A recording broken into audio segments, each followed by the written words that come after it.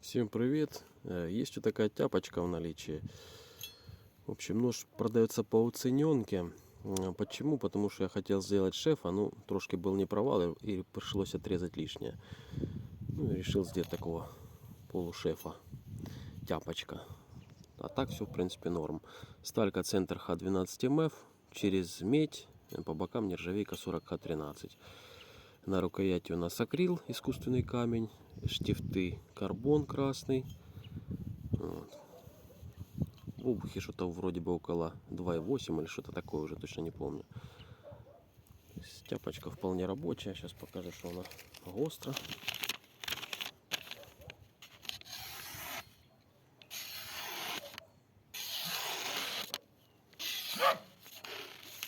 Тоненьке зведення.